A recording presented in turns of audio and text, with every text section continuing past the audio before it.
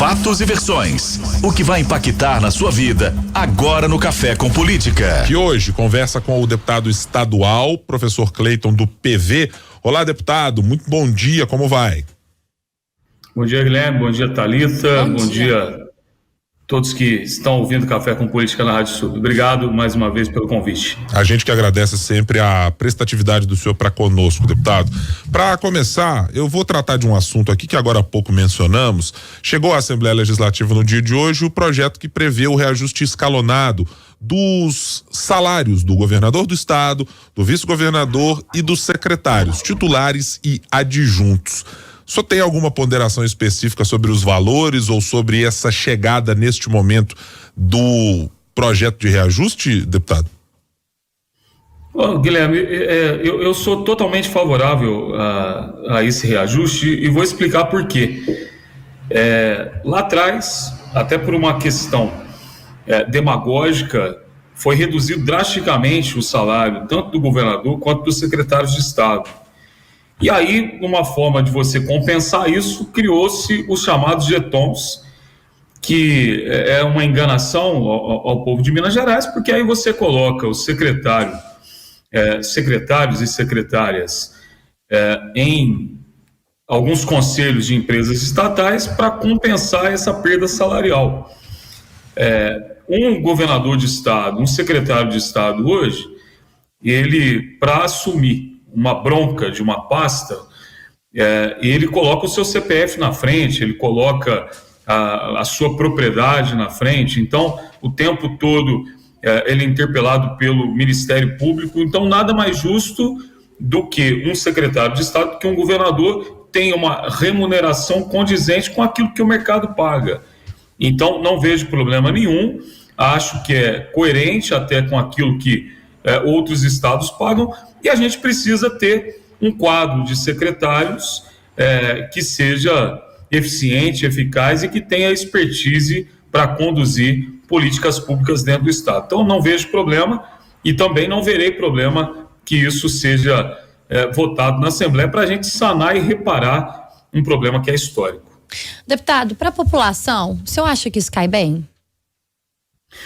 Na verdade, assim, a população, ela precisa ser informada do que acontece. A população precisa entender, Thalita, que tem secretários hoje que ganham acima do teto, e ganham acima do teto exatamente por conta dos jetons. Então a população precisa entender que hoje o que nós vivemos é uma hipocrisia. Você tem um salário que não passa de R$9 mil, mas ao mesmo tempo, quando você vai ver os agregados, que são as participações em conselhos, por exemplo, nós tínhamos uma secretária de educação no passado que ela ganhava mais de R$40 mil porque ela participava de uma reunião mensal na CEMIG. Então, é uma hipocrisia grande. Então, vamos reparar essa hipocrisia? Vamos estabelecer com que a remuneração ela esteja dentro do teto do funcionalismo público e, ao mesmo tempo, sem esses agregados e sem esses penduricários?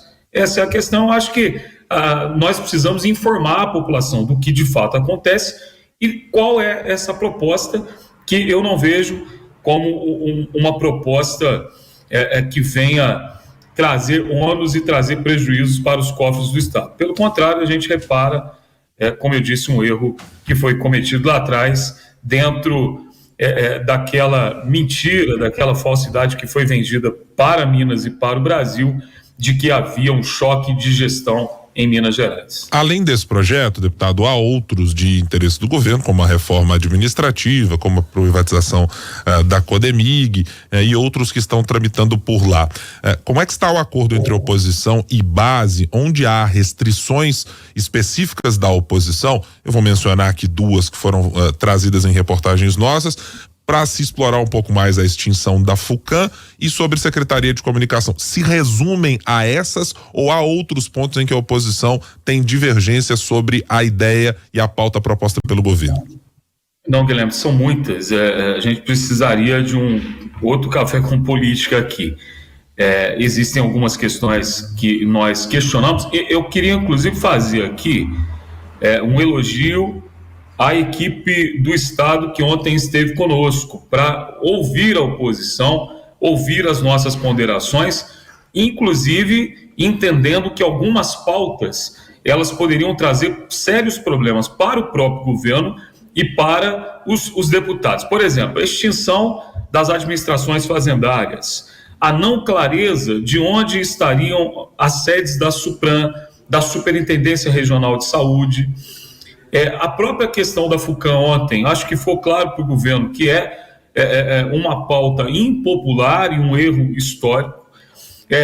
Uma coisa que o governo ontem, na nossa reunião, não conseguiu entender, e nós vamos insistir, nós não vemos com bons olhos, por exemplo, a transferência da gestão da Rádio Inconfidência e da Rede Minas, da Secretaria de Cultura e Turismo para a SECOM. Existem pontos divergentes também em relação à participação de OS e OCIPs na administração pública. Existem algumas questões ligadas ao meio ambiente. Então, por exemplo, a perda da gestão do meio ambiente sobre a questão do solo, que seria transferido para a Secretaria de Agricultura. Então, existem muitos pontos divergentes, mas pelo menos dessa vez nós temos o governo se colocando na escuta para entender aquilo que nós pontuamos e que não entendemos que seria benéfico para o povo de Minas Gerais nessa reforma administrativa. Vai ter muito debate, inclusive terça-feira, na administração pública, na Comissão de Administração Pública, na APU, como nós a chamamos, nós teremos um grande debate. Eu me debrucei sobre esse projeto ao longo dessa semana e a gente tem muitas ponderações a fazer e nós esperamos que, dentro do razoável, a reforma aconteça. A gente sabe que toda reforma é importante, mas que ela não traga impactos naquilo que nós entendemos que não será benefício para as políticas públicas do Estado. O deputado, é claro que um projeto como esse exige, sim, muita discussão, né, em um tempo razoável para apreciação, até porque os deputados precisam de fato entender e precisam ler, ou deveriam pelo menos, né, isso que a gente espera. Agora, o senhor disse aí, né, que tem discutido sobre o tema, enfim, do ponto de vista do senhor, o que seria de mais importante, ou o que é mais importante, ponto principal daquele enviado pelo governo que precisa ser mudado ou que precisa ser discutido mais a fundo? Thalita, a sua colocação é perfeita. É isso que a gente tem discutido com a base do governo. Parece que a base do governo quer acelerar esse processo e não pode ser assim. Uma reforma robusta como essa, que impacta diretamente a vida do servidor, que implode algumas autarquias, que determina alguns passos que nós entendemos que seriam passos para terceirizar determinados serviços hoje prestados pelo Estado, tem que ser exaustivamente discutido. São muitos pontos. Eu não consigo aqui, nesse momento, resumir para você e dizer quais são aqueles pontos mais importantes, porque são vários. Nós temos aí interferências diretas na saúde, na educação, na segurança pública, dúvidas, por exemplo, do que vai acontecer com a Polícia Civil no seu administrativo. Existe, por exemplo, aí a implosão do trabalho da Polícia Civil diretamente no Detran. Eu acho que, inclusive, essa matéria ela já é consenso dentro da Assembleia. Tirar o Detran da Polícia Civil, que só existe em Minas Gerais. Mas, mesmo assim, temos que ter debate. E é por isso que, como bloco de oposição, o que nós faremos? Nós faremos o tempo todo a convocação de audiências públicas, colocaremos emendas, sugestões, queremos sentar mais uma vez com os representantes do governo, como nós fizemos ontem, porque reformas elas são necessárias, a gente entende isso. O governo está na legitimidade da sua proposta, porque ele foi eleito para fazer aquilo que ele entende que é melhor, assim como nós também temos na nossa prerrogativa legislativa o entendimento de que nós poderemos contribuir com sugestões, com emendas e, se necessário, travar o processo dentro da casa. Deixa eu lhe fazer uma pergunta, deputado, porque depreendo da sua fala, em especial aquela que mencionou a reunião com integrantes do governo, de que seja o secretariado, secretários adjuntos, corpo técnico, estão se mostrando mais abertos a conversar com a Assembleia Legislativa nesse início de legislatura. O clima está mais brando do que na última legislatura? Com certeza, Guilherme. Essa é a expressão, o clima mais brando. Inclusive, eu quero elogiar aqui a equipe técnica do governo, que entendeu que alguns pontos geravam dúvidas no servidor, dúvidas na população, dúvidas nos parlamentares. Inclusive, fizemos sugestões ali de correção até do próprio texto. Vou dar um exemplo aqui. Nessa dúvida que estava pairando sobre o administrativo da Polícia Civil, era só um acerto textual para não deixar nenhum tipo de brecha que impactasse na vida de alguns servidores. Houve, então, esse entendimento e espero que nós continuemos assim.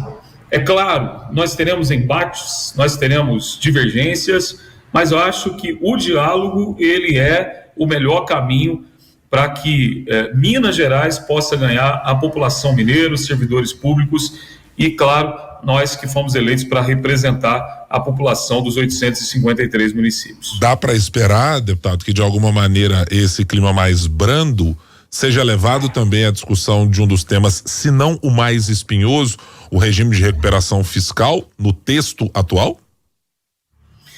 Ô Guilherme, esse é espinhoso mesmo, né? Agora, eu acho que o governo vai abandonar essa ideia de regime de recuperação fiscal.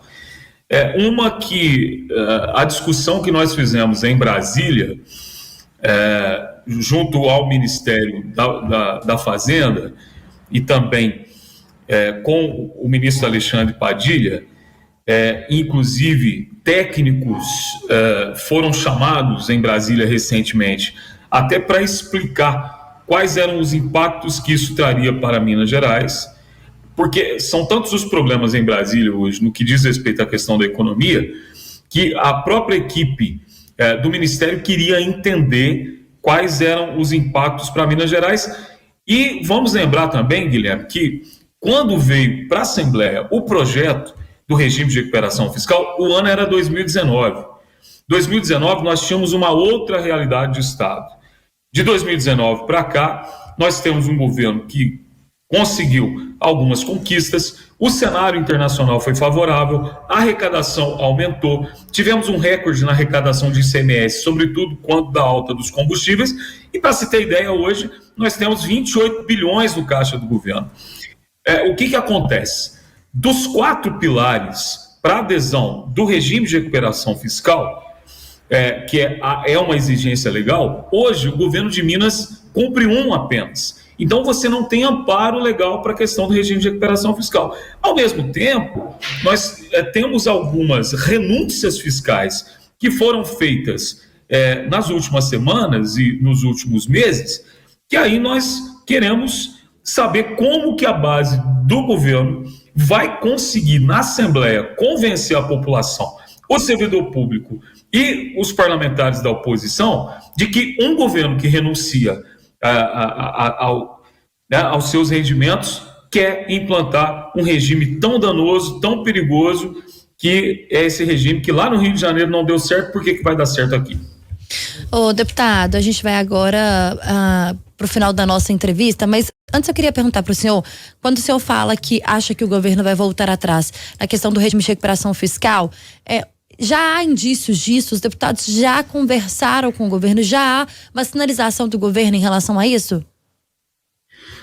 Eu acho que vai voltar atrás, sabe? Pelo seguinte, em Brasília, a proposta de adesão ao regime de recuperação fiscal é muito diferente do texto que estava posto no governo anterior.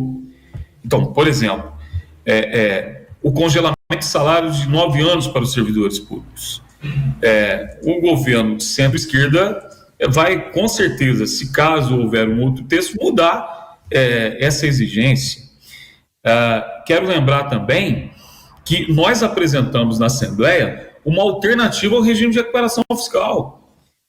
Eu apresentei 2 projetos de lei, um para a federalização da CEMIG e outro para a federalização da CODEMIG, fazendo com que essas empresas, CODEMIG e CEMIG respectivamente, sejam dadas ao governo federal como contrapartida de pagamento da dívida hoje que está na casa dos 147 bilhões. Existe em Brasília, nós já fizemos esse diálogo lá, uma compreensão de que essa seria uma saída viável e há um interesse por parte da União, por parte do governo federal, de fazer um abatimento histórico da dívida. O governador Romeu Zema tem, com esses 2 projetos, a oportunidade de deixar o governo como aquele gestor que conseguiu sanar o problema fiscal. Depois ele pode me agradecer, posso receber até uma medalha com a contribuição que nós estamos dando a ele e, consequentemente, também ao povo brasileiro, para não perdermos 2 empresas que são empresas estratégicas. Uma da questão energética, outra da questão mineral, que é a CODEMIG. Nós estamos conversando com o deputado estadual, professor Cleiton. No Café com Política.